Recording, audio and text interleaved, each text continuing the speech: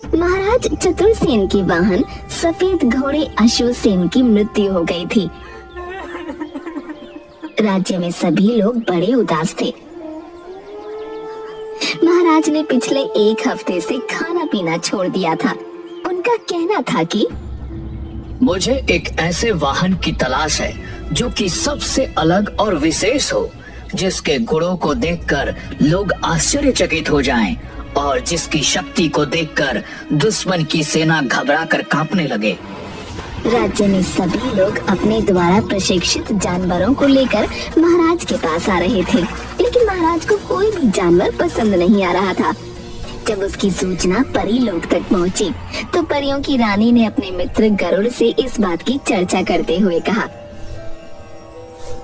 प्रिय मित्र गरुड़, महाराज चतुरसेन एक बड़े ही योग्य, बुद्धिमान और बहादुर राजा हैं, जो कि मुसीबत की घड़ी में सबकी मदद करते हैं।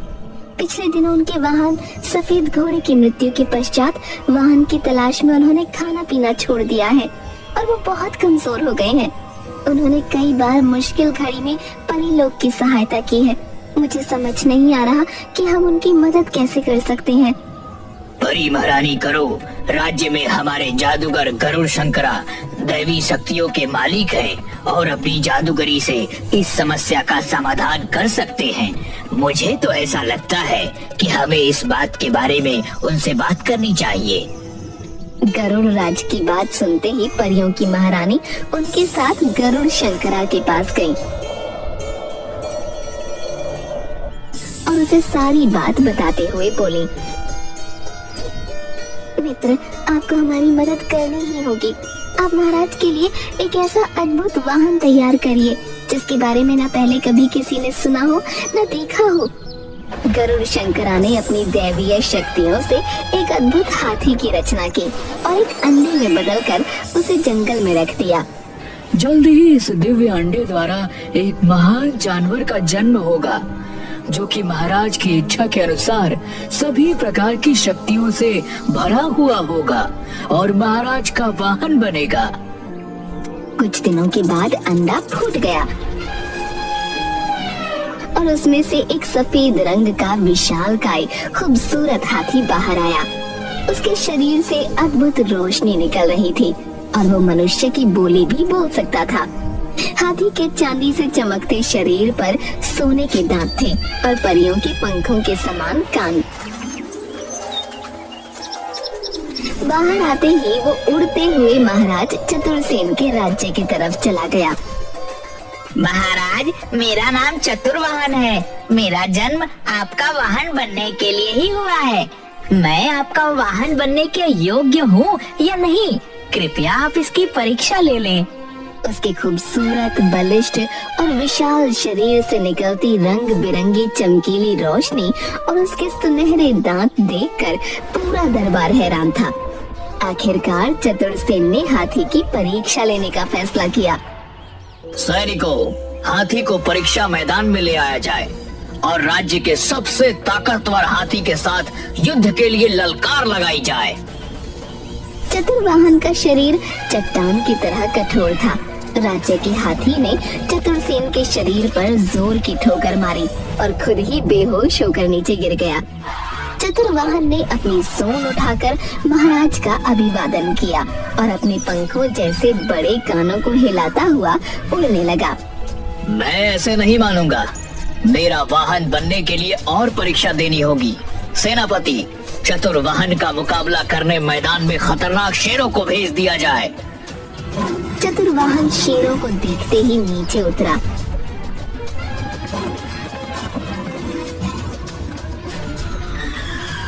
और उसने जादुई शक्तियों से अपनी सूंड को लंबा कर लिया। उसने क्रोध से सूंड को हिलाया तो पूरी सूंड कांटों से भर गई। उसने अपनी खतरनाक सूंड में लपेटकर अपने नुकीले दांतों से दोनों शेरों को एक क्षण में ही मार दिया। चारों तरफ उसकी जय जयकार होने लगी। महाराज चतुरसेन भी बड़े प्रसन्न हुए और बोले, चतुर्वाहन, मुझे तुम पसंद हो और मैं तुम्हें अपना वाहन बनाता हूँ। पूरी प्रजा महाराज की जय जयकार करने लगी। अब महाराज चतुरसेन बड़े ही प्रसन्न रहते थे। एक बार जब चतुरसेन की पुत्री विजय लक्ष्मी राज्य सरोवर में स्नान कर रही थी तो उसने देखा कि एक खूबसूरत, बलिष्ठ और स्वस्थ शरीर का पुरुष सरोवर के पास खड़ा हुआ वहां लगे सुंदर फूलों से उठने वाली सुगंध का आनंद उठा रहा है। ये तो बड़ा ही दिव्य पुरुष है। बलिष्ठ भुजाएं और लंबा कद मेरे मन को मोह रहे हैं। उसे वह पुरुष बहुत पसंद आया और उससे विवाह करने की इच्छा जागृत हुई। एक दिव्य और राजकुमार की तरह दिखने वाले बलिष्ठ पुरुष, तुम कौन हो और राज्य सरोवर के पास क्या कर रहे हो? राजकुमारी की बात सुनते ही वो पुरुष घबरा गया और तुरंत वहाँ से चला गया। राजकुमारी भी उसके पीछे पीछे गई। पेड़ के पीछे जाकर तुरंत चतुर्वाहन हाथी के रूप में बदल गया। ये क्या? वह पुरुष जिससे मैं विवाह करना चाहती हूँ वो कोई और नहीं बल्कि राजा का वाहन चतुर्वाहन हाथी है। दूसरी तरफ उससे विवाह के लिए दूर दूर से राजकुमारों के रिश्ते आने लगे, लेकिन राजकुमारी चतुर्वाहन के रूप पर मोहित हो चुकी थी। उसे कोई भी राजकुमार पसंद ही नहीं आता था। आखिर क्या बात है बेटी, तुम इतनी उदास रहती हो? पड़ोस के राज्य में वहाँ के राजकुमार का जन्म उत्सव मनाया जा रहा था। दूर दूर से कलाकार आ रहे हैं, तुम भी आनंद लो, तुम्हारा मन हल्का होगा।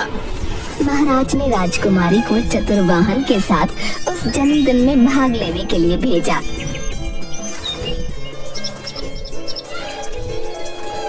कुछ दूर जाने के बाद जब वो राज्य से बाहर आ गए तो राजकुमारी ने चतुर्वाहन को रुकने के लिए कहा। प्रिय चतुर्वाहन, मैं तुम्हारे पुरुष रूप को देख चुकी हूँ। तुम्हें देखने के बाद मेरे मन में तुमसे विवाह करने की इच्छा जागृत हो गई है। मुझे समझ नहीं आता कि मेरा विवाह तुमसे किस प्रकार हो सकता है। राजकुमारी, आपको यह इच्छा छोड़ देनी चाहिए।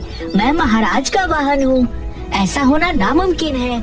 राजकुमारी, मैं एक स्वर्ग लोक का यक्ष हूँ, लेकिन देवलोक की कन्या के ऊपर बुरी निगाह डालने के कारण मुझे अपना यह जन्म महाराज के वाहन के रूप में बिताने के लिए गरुड़ राज्य के जादूगर द्वारा चुना गया है। सजा के अनुसार मैं पूरे दिन में एक बार अपने असली रूप में आता हूँ, किंतु मुझे विवाह करने का अधिकार नहीं है। ऐसा न कहो प्रियवान, मैं आजीवन कुमारी रहने का व्रत ले लूंगी। इसी बीच दुश्मन राज्य के सैनिकों ने हाथी के साथ राजकुमारी को अकेला पाकर उसका अपहरण करने के लिए हमला बोल दिया। चतुर्वाहन ने अपनी बहादुरी से दुश्मन सेना के सभी सैनिकों को मार दिया और अपने पंखों को हिलाता हुआ राजकुमारी को लेकर उड़ता हुआ वहां से चला गया। चतुर्वाहन, तुम्हारी बहादुरी देखकर मैं प्रण करती हूँ कि अगर विवाह करूंगी तो चतुर्वाहन से ही करूंगी। वापस आते समय चतुर्वाहन एक बार फिर अपने असली रूप में आया। उसी समय राजकुमारी ने उसे मूर्ख बनाकर अपने साथ लाए गए मंगलसूत्र का धागा उसे अपने गले में बांधने को कहा। चतुर्वाहन, मेरी रक्षा करना तुम्हारा फर्ज है। ये रक्षा कवच है जो मेरे पिता ने मुझे दिया है, जिससे मैं गले में बांधना भूल गई थी। यदि तुम इसको मेरे गले में बांध दोगे तो मैं हमेशा के लिए सुरक्षित हो जाऊंगी। चतुर्वाहन ने ऐसा ही किया। ऐसा करते ही जादूगर चतुर्वाहन के सामने प्रकट हो गया और बोला, चतुर्वाहन, तुमने श्राप होने के बावजूद भी राजकुमारी से विवाह करने की गलती करी है। अब तुम्हें इस रूप में अपना संपूर्ण जीवन काटना होगा। तुम्हारा राजकुमारी से मिलन कभी नहीं हो पाएगा।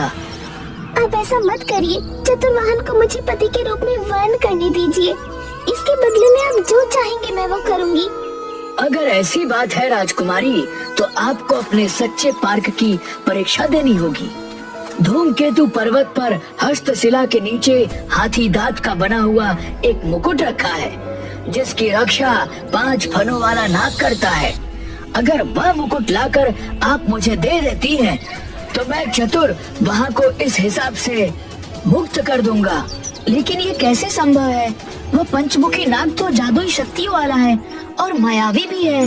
वह किसी को भी पल भर में जलाकर भस्म कर सकता है। आप चिंता न करें, मैं आपको इस हिसाब से मुक्त करवा कर ही रहूंगी। राजकुमारी चतुर्वाहन की पीठ पर बैठकर धूमकेतु पर्वत की तरफ चल पड़ी।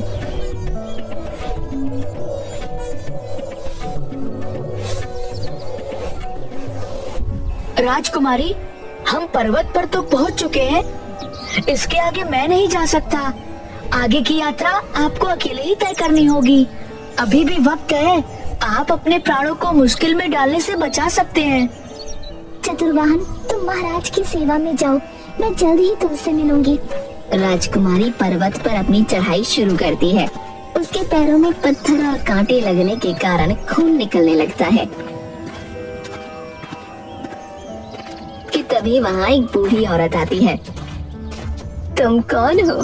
किसी राजकुमारी की तरह दिखाई पड़ती हो। क्या तुम्हें पता नहीं कि पर्वत बड़ा ही खतरनाक है? हर कदम पर खतरा है। लेकिन आप कौन हैं और इस खतरनाक पर्वत पर क्या कर रही हैं? तुम्हें क्या बताऊं राजकुमारी, मैं नीलम परी हूँ, लेकिन पंचमुखी नाग के मुंह से निकलने वाले विष के कारण इस रूप में आ गई हूँ। परीलोक में अब मुझे कोई नहीं पहचानता। मुझे अपना जीवन इस खतरनाक पर्वत पर ही गुजारना होगा, लेकिन तुम अपने जीवन को बचा सकती हो। आप परेशान न हो, आप मेरे साथ महल चलिए, वहाँ आपके खाने पीने की पूरी व्यवस्था की जाएगी। तुम सच में बहुत अच्छी हो। मैं पंचमुखी नाग के महल में दासी का काम करती हूँ। मुझे उसकी मृत्यु का राज पता है। उसे मारने में मैं तुम्हारी मदद कर सकती हूँ, लेकिन उसके लिए तुम्हें मुझसे वादा करना होगा। बताइए माँ, आप क्या चाहती हैं?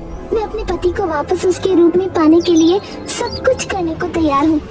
राजकुमारी, अगर तुम नाग को मारना चाहती हो तो तुम्हें चतुर्वाहन के मनुष्य रूप में आने के बाद उसे मेरे हवाले करना होगा। मैं उनकी पत्नी हूँ। यदि उनका त्याग करने से उनका जीवन बढ़ सकता है तो मुझे ऐसा करने में कोई परेशानी नहीं है। आप मुझे पंचमुखी नाग की मृत्यु का रहस्य बताएं। मैं तुम्हें एक गुप्त रास्ता दिखाऊंगी। तुम सीधे सांपों के राजा के महल में पहुंच जाओगी। वो एक ऐसे पलंग पर सोता है जो पूरी तरह से घंटियों से बना है। उसी पलंग के ऊपर एक तलवार टंगी है। केवल उस तलवार से ही उस मायावी का खात्मा हो सकता है। और हाँ, जब उस पर वार हो उसके 5 फन खुले होने चाहिए। लेकिन मैं उस तलवार तक कैसे पहुंचूंगी? पलंग तो घंटियों से बना है। अगर मैंने उस पर पैर रखा तो नाग को पता चल जाएगा। वो दुष्ट जागने के बाद जब नहाने के लिए झील में जाएगा, तुम पलंग की घंटियों को रुई से भर देना। फिर पलंग पर चढ़कर वो तलवार निकाल लेना और छुप जाना। जब वो वापस सोए तो धीरे से उसकी पूंछ पर मार देना। वो तुरंत जग जाएगा और अपने सारे फन फैला लेगा। यही समय है। इससे पहले कि वो तुम्हें देखे, तुम उसके सारे फनों को काट देना। राजकुमारी ने बुढ़िया की बात मानकर एक रुई की बोरी उठाई और बुढ़िया के बताए रास्ते पर चल दी।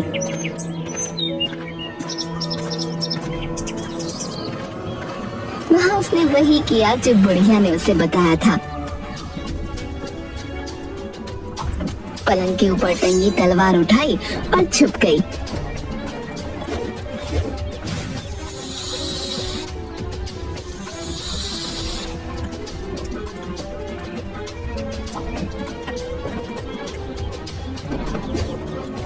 उसने सांप की पूंछ पर वार किया।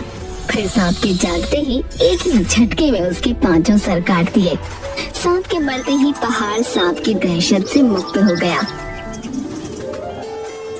अब मुझे बिना देर किए जादूगर को हठी दांत का मुकुट दे देना चाहिए। राजकुमारी जल्दी से जादूगर के पास पहुंची।